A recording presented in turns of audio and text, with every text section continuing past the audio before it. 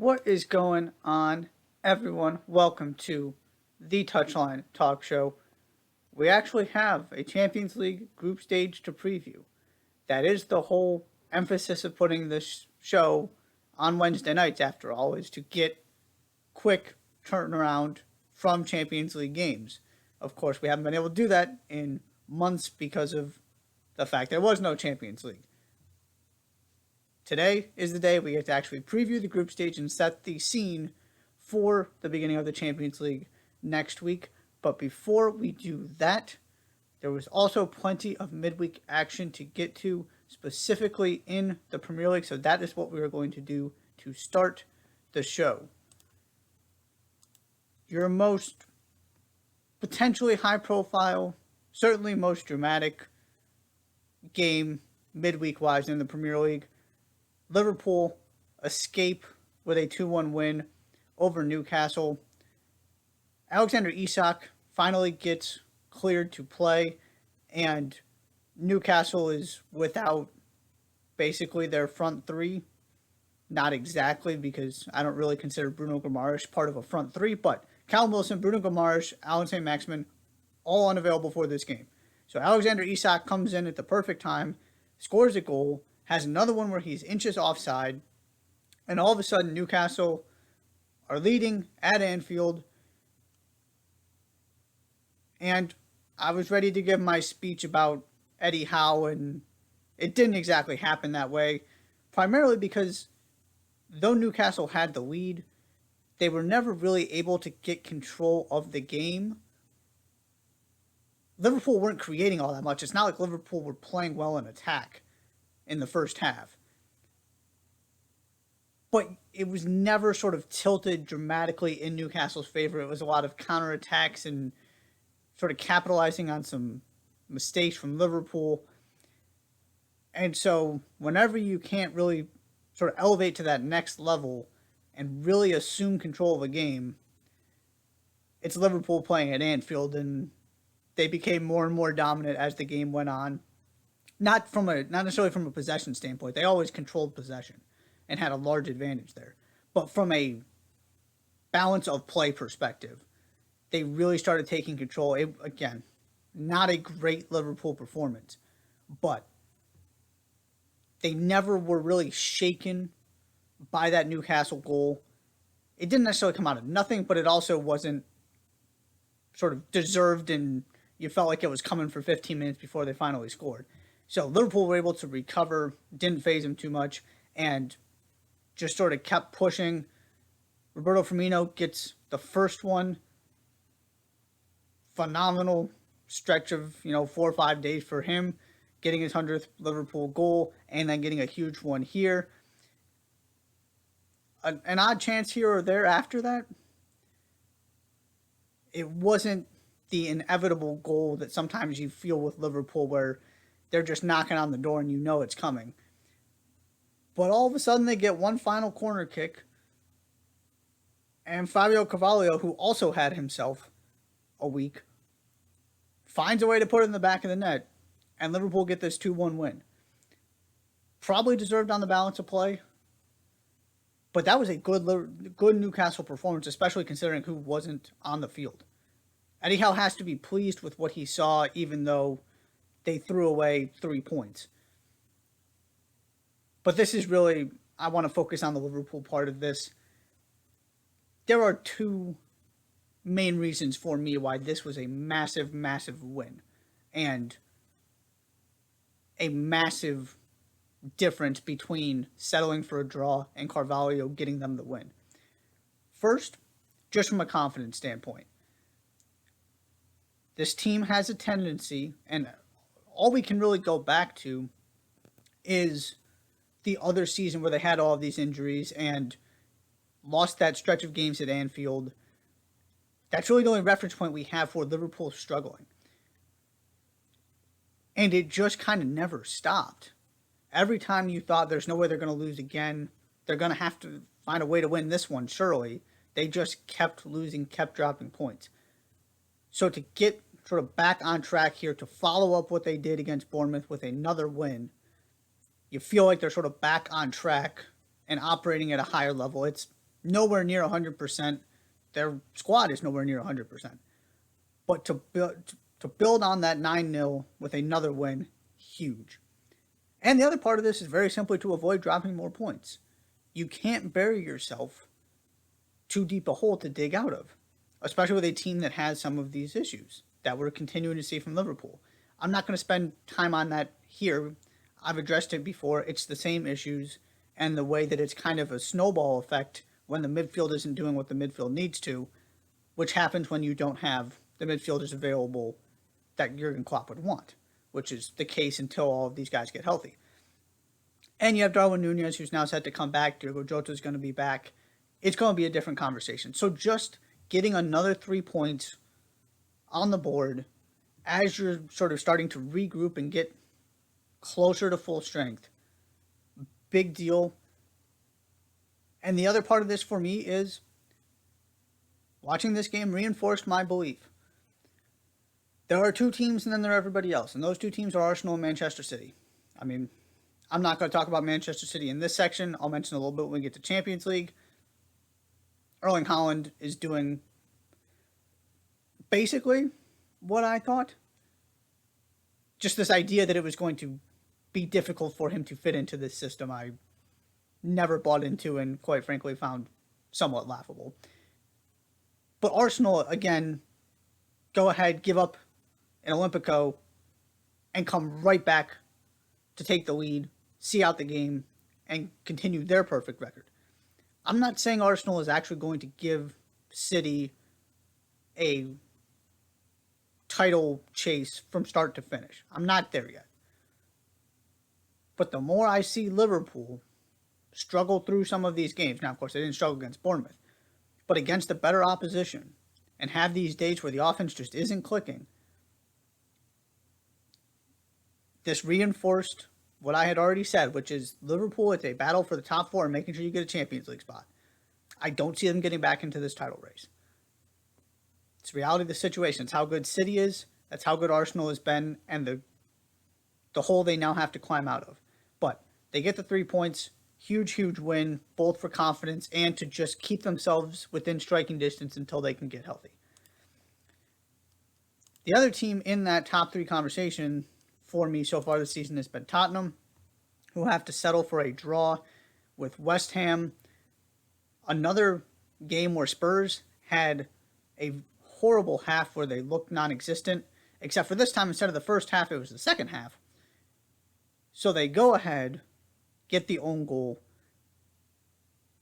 and then West Ham really come on after halftime, get the equalizer, absolutely deserved, and nearly win it at the very end. And there are sort of two different ways I want to break this down. First, on the Tottenham side, this team is really struggling to impose themselves on games and dominate proceedings and control what is happening. And that is incredibly concerning to me. I will continue to hold to my belief that the only way you're going after Manchester City and the only way you're going to contend for a title in this league right now, with how good these teams are, is if you can go impose your will on people and you are not reliant on counterattacks, you're not reliant on mistakes from other teams, you can sit there and break down a low block and you can win when the other team is playing for a draw. And that is something, not that West Ham were playing for a draw in this game. That's completely unfair to West Ham. But you see where I'm going with this. Spurs have these halves where they had one in the first half against Chelsea, first half against Wolves. You can go down the list, and they have found a way to win some of those games. But you can't rely on being able to do it in 45 minutes every single week. And it all goes to the main point in my belief about sort of evaluating title contenders is you have to play for 3 points every single week. Draws are disappointing results. I don't care the circumstances. I don't care where the game is played.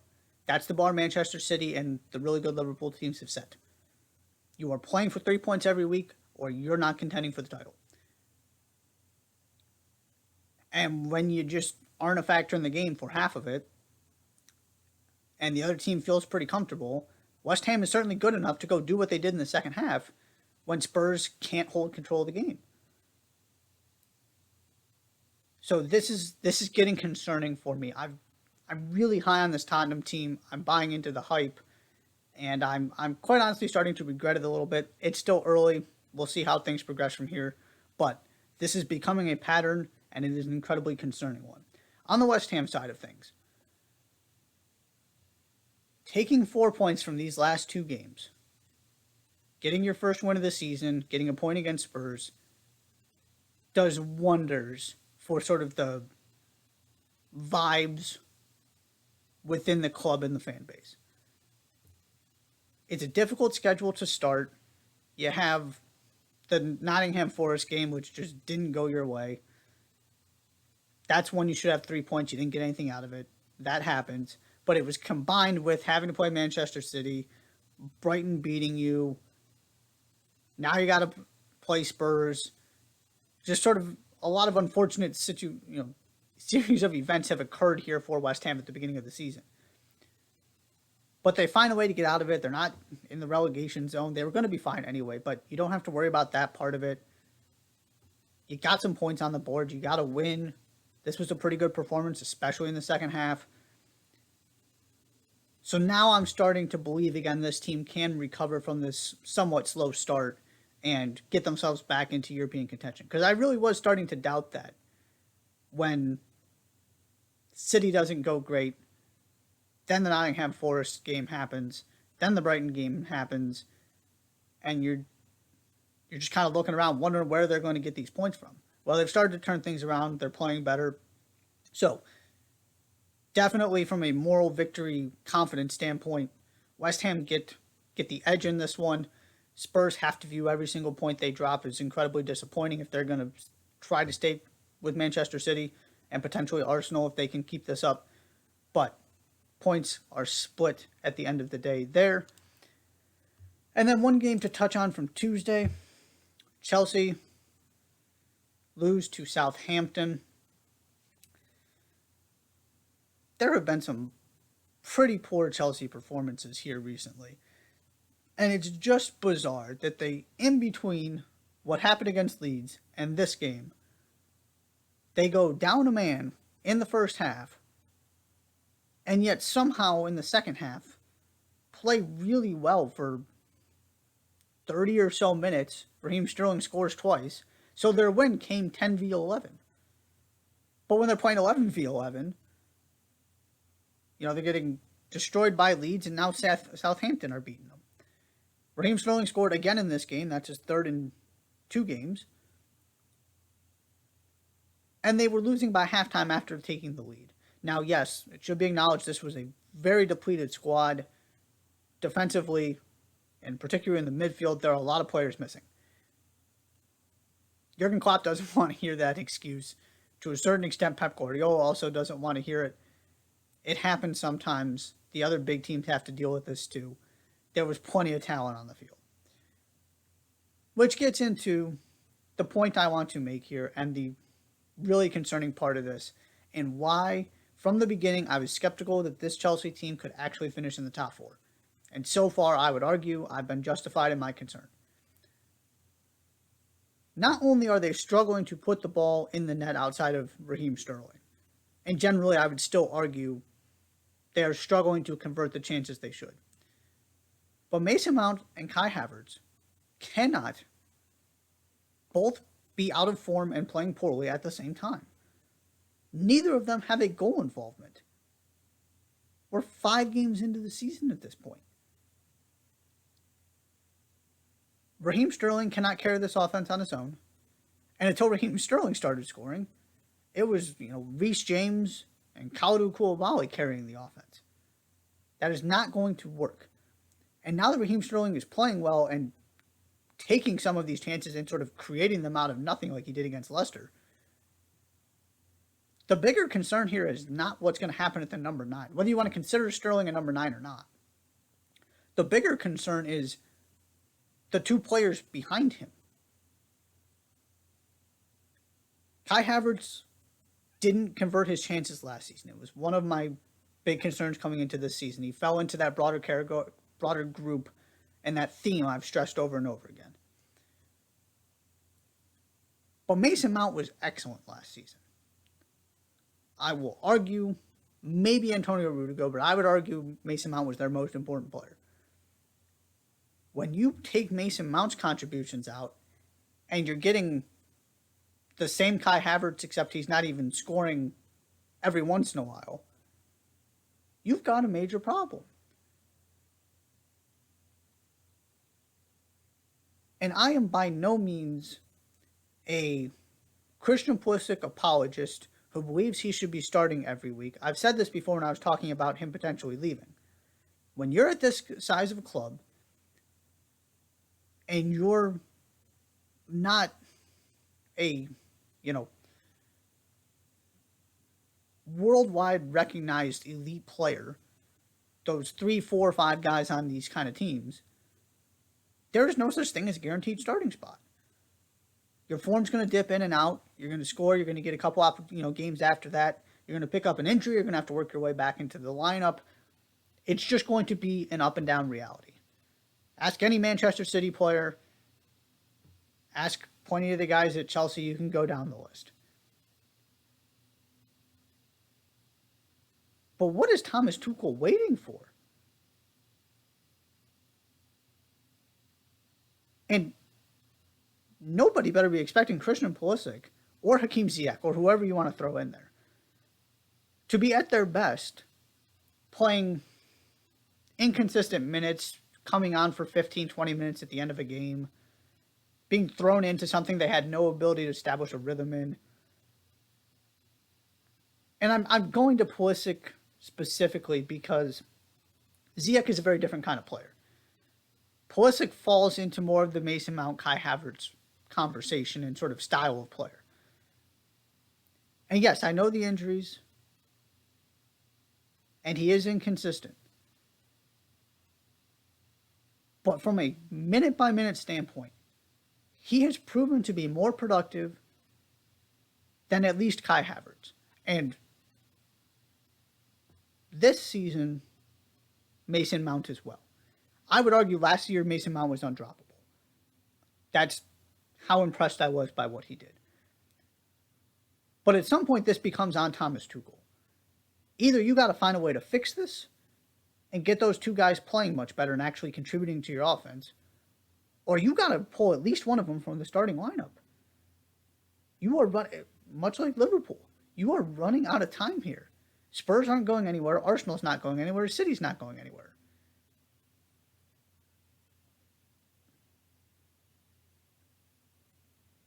And I still have more confidence in Liverpool than I do Chelsea at this point. It is amazing to me how difficult it is for this team to score goals. And then there's also the defensive side of this. Tuchel has been very clear through their actions and the players they've been linked with. He is not happy with the center back situation, understandably so. These are the kind of things that occur when you lose to starter/borderline starters, regular contributors, when you're not able to do anything because the club's assets are frozen. And I was all in on the Kalidou Koulibaly signing. Didn't expect him to be the player he was 3-4 years ago. But it's not like he's 35. And it just hasn't gone particularly well yet. Which is where I've gotten to the point where they needed to spend that money on Wesley Fofana. For now, and to replenish this center back group moving forward. Because when you're looking at it at this moment in time, you have maybe Trevor Chalobah, but I don't think he's part of the long-term future, at least as a guaranteed part of the future. So you're looking at 0 center backs you know you are moving forward with 2, 3, 4 years down the line. Koulibaly will be there for a little while, but he's not sort of the next era of Chelsea. That's just not the stage he's at in his career. So you get Wesley Fofana, who is more than capable of stepping in right now and playing in the Champions League. He is that good. And this is also sort of your defensive building block moving forward. It was a rather ugly situation, but they got it across the line. And I don't think they should be apologizing one bit for spending all of that money on him. This is not Harry Maguire 2.0. Right? The last time Leicester sold a center back at this kind of price, it was Harry Maguire. And Harry Maguire was simply not the player Manchester United thought they were playing for the season before he got sold. Wesley Fofana is every bit the player Chelsea are buying. So I'm on board with this, all for it. It's going to help. It just doesn't matter all that much if, A, he can't stay on the field because he's had injury problems, but B, if they can't figure out what's going on the other part of the field in the attacking third. Finally, wanted to address our first managerial departure of the Premier League season. It took less than a month, 4 games. It's Scott Parker at Bournemouth. First, I would like to point out, as Bournemouth picked up another point today, they are still on pace for 30, having already played Liverpool and Arsenal. Now, 30 probably doesn't keep you safe, but you're right there in the ballpark. This is not a reaction to a 9-0 defeat and saying we are really worried that if we don't make a change, we're going to get relegated. To their credit, Bournemouth aren't pretending that's the situation, and you just can't draw that kind of conclusion, A, based on what they've done so far, and B, this early in the season. What this appears to be, more than anything else, is a result of Scott Parker essentially throwing his team under the bus week after week, and in doing so, also criticizing the board by throwing them under the bus in the sense of, I don't know what we're supposed to do. We don't have the talent we need. More or less, you can go read the exact quotes. They're rather shocking. But consistently, that's been his message in the media, is we don't have what we need. So there are 2 different parts of this. Because like most things in sports, there's a gray area and there's nuance to it. Scott Parker should not be going out there week after week complaining about his roster. It does nothing to help the situation, and all it does is make his players feel like he doesn't care about them, he doesn't think they're good, he doesn't value them, and none of that's going to help, especially when you know you are already going to be in a relegation fight. Nobody out there was thinking Bournemouth was going to walk in here and comfortably finish 13th. The other side,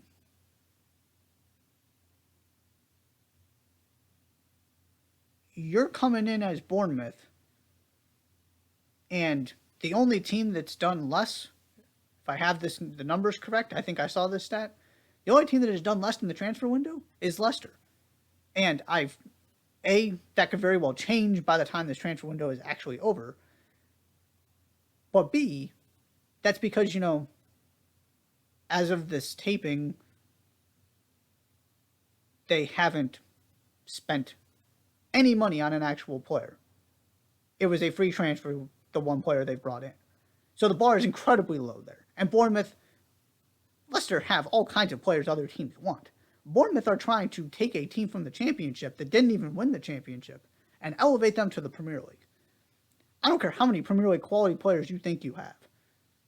If you are the board and sort of the talent evaluating squad building people at Bournemouth, you have no right to go out there and assume Scott Parker can turn this thing into a team that can achieve safety without backing him financially. And all of this comes as a result of the big question I have, which is, and if you're a Bournemouth fan, this is where you should be really concerned. Why were people not on the same page after you got promoted? This is the first thing you have to do after you get promotion and you know you're going to the Premier League, is sit down, look at the financial situation, and get on the same page about how much money you're going to have to spend, what you're going to try and emphasize, how much help your manager feels like they need, and put a plan together that hopefully everybody can agree on. And if not, you make the managerial change then. Instead, you get into a situation where it seems things kind of go sour relationally with Scott Parker and players when the mood and the vibe and the culture isn't right. So this isn't the first time something like this has happened. Bournemouth should know that and should make sure it didn't happen again. But here we are 3-4 weeks into the Premier League season, and it's kind of turned into a train wreck. In terms of the actual decision, if Bournemouth feel like Scott Parker had lost the locker room and that this was not going to get rectified, and he was just going to keep denigrating his players every week in the media, 100% justified in making the change. That's one of my things, is if you lose the locker room, 9 times out of 10, the right decision is to fire the manager. And I am not somebody who likes changing coaches. But there also has to be an acknowledgement of the role Bournemouth played in creating this situation. This is not just Scott Parker being sour and difficult to work with. You have got to communicate and get on the same page and figure out what is going to happen and have those hard conversations if you're not going to be able to provide Scott Parker with what he wants. And acknowledge you are not giving him the tools he needs to be successful and asking him to do a really difficult job. That didn't happen. Scott Parker was not willing, capable, whatever it might have been, to sort of take the heat for it.